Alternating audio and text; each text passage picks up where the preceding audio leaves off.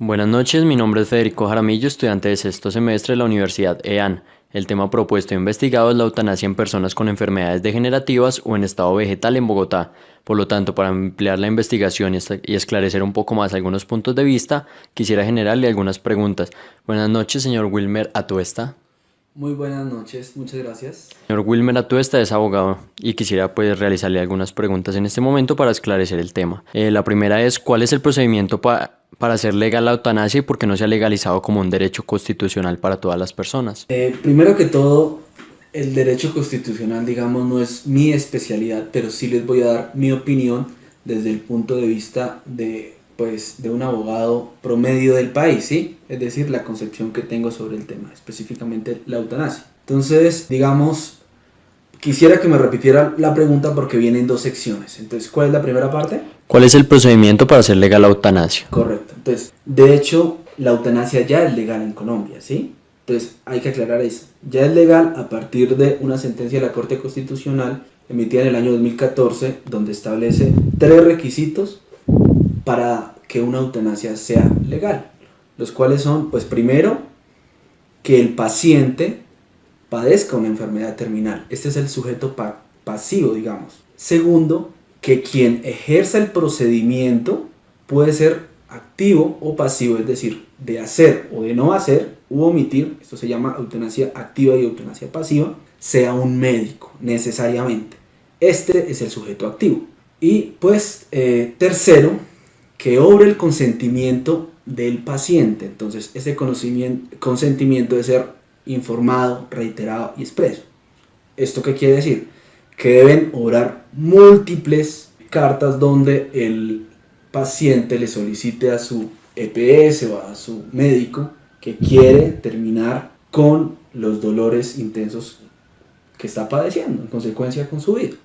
Eso es, siempre y cuando tenga estos 3 requisitos, estos 3 elementos, la eutanasia es legal en Colombia.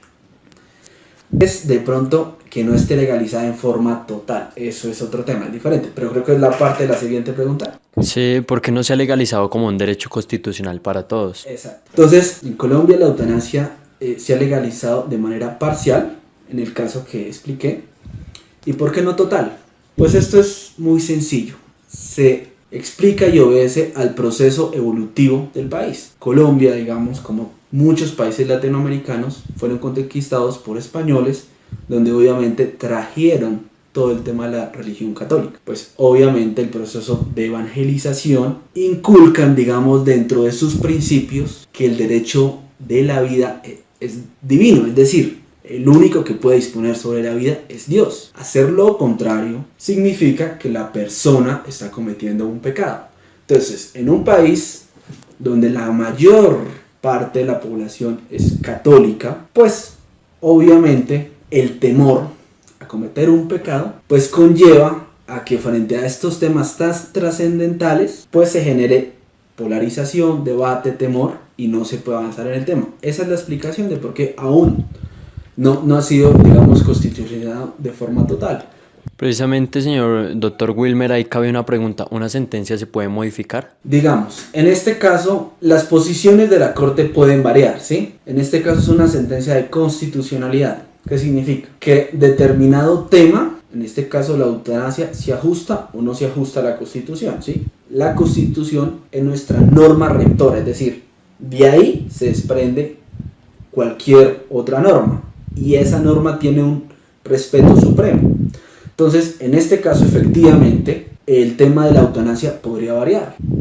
Puede perfectamente salir otra sentencia donde amplíe la eutanasia a otros casos, por ejemplo, donde diga no necesariamente a casos de enfermedad terminal, sino a otras enfermedades que no necesariamente siendo terminales, sí son muy difíciles para el paciente. Eso podría pasar perfectamente, eso podría suceder. Perfecto, doctor Wilmer. Usted nombraba pues que un país como Colombia es demasiado católico y la iglesia pues posee poder. Quisiera saber cuál sería la influencia en la toma de decisiones, pues ya sea de la Corte Constitucional o no influye en nada, o tal vez se guías más por la cultura. Mire, el tema de la iglesia y el poder de la iglesia es total, ¿sí?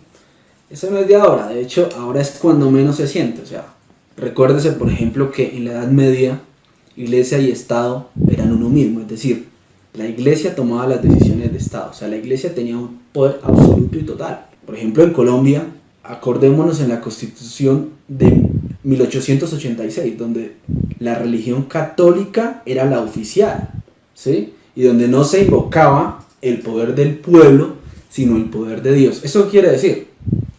Pues que había antes una fuerte, digamos, intromisión de la iglesia en el Estado, ¿sí? Al punto de llegar a confundirse. Sin embargo, gracias a la evolución y gracias a pues que obviamente los países se han venido educando un poco mejor, esta influencia, digamos, de que la iglesia tome decisiones de Estado ha venido separándose, ¿sí? La iglesia allá y el Estado acá. Sin embargo, actualmente la influencia sí es muy fuerte. ¿Por qué? Pues por lo mismo, porque la gran mayoría de la población son católicos. Entonces, si determinado cura, arzobispo, presbítero o bueno, de estos cardenales o personas de la iglesia tienen sentada una posición frente a un tema, por ejemplo la eutanasia, tienen sentada que no, que la eutanasia vulnera o viola los principios morales que estableció Jesucristo y todo este cuento, obviamente eso le afecta a las personas, ¿sí? Y las personas por ese temor toman la posición que tenga la iglesia. Entonces, si dentro de ese grueso de personas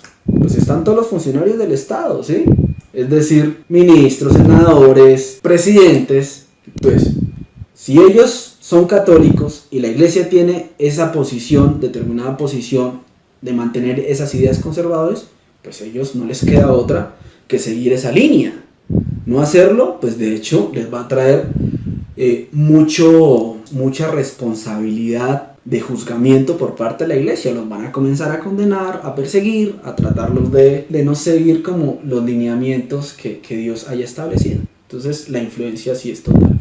Perfecto, doctor Wilmer, muchísimas gracias. Ahora vamos con la siguiente pregunta. ¿Cómo se manejan los dos derechos? En este caso, el derecho de la vida y el derecho a la muerte digna. ¿Y cuándo prima uno sobre otro según nuestra Constitución y leyes? De hecho, no es que prime el uno sobre el otro. ¿Por qué? Porque no son derechos encontrados. Encontrados es que no hay tensión entre el uno y el otro. Sino, aquí el tema en cuanto de la eutanasia es, así como uno tiene derecho a vivir dignamente, entiéndase dignidad, el hecho de que una persona pueda vivir en condiciones de bienestar, asimismo tiene derecho a morir dignamente, es decir, sin sufrimiento. ¿Esto qué quiere decir? Así como uno nace, muere. O sea, de hecho, una de las circunstancias de la vida es morir. La muerte hace parte de la vida. Entonces, en este caso no es si prima la vida sobre la muerte sobre la vida. No, porque en el fondo es un mismo derecho, ¿sí? ¿Qué es lo que sucede? Aquí lo que realmente hay que ver y hay que darle prevalencia es a la dignidad humana por un lado y por el otro a la autonomía personal. Es decir, si yo tengo derecho a vivir dignamente, en condiciones de bienestar, como le digo, ¿cómo no voy a tener derecho a morir sin sufrir? ¿Sí? Claro que hace parte de la vida. En cuanto a la autonomía personal, es mi vida, no su vida ni la de los otros, es la mía. Entonces, si es mi vida, ¿cómo negarme el derecho a disponer qué hacer con ella? ¿Sí? Y más cuando estoy sufriendo con esa vida. O sea, ¿tengo o no derecho a terminarla? Claro, es que es su vida. Así de simple, o sea, a eso se reduce. ¿Qué es lo que sucede acá? Pues justamente la oposición religiosa es la que hace que entremos en esa serie de polarización y conflictos entre si prima el uno o no prima el otro. No, el tema hay que verlo mucho más sencillo y es, si usted tiene derecho a vivir dignamente, simplemente tiene derecho a morir dignamente. O sea, el cuento no va más allá, ¿sí? Entonces, simplemente, digamos, las personas deben tomar la conciencia que la decisión se toma desde su voluntad, no es de la voluntad de los demás. Sería lo más ilógico que un derecho mío dependa de los demás. No tiene sentido. Doctor Wilmer, y para finalizar, se encontró pues un caso hace un mes aproximadamente de un niño llamado Francisco. Ajá. Él dio paso precisamente a que por la negligencia, ya sea del gobierno, corte constitucional y demás, él murió fue por la enfermedad, debido a que no accedieron a la eutanasia, le dieron demasiadas vueltas, y en estos momentos hay una sentencia pues que durante 4 meses se va a hacer la prueba en eutanasia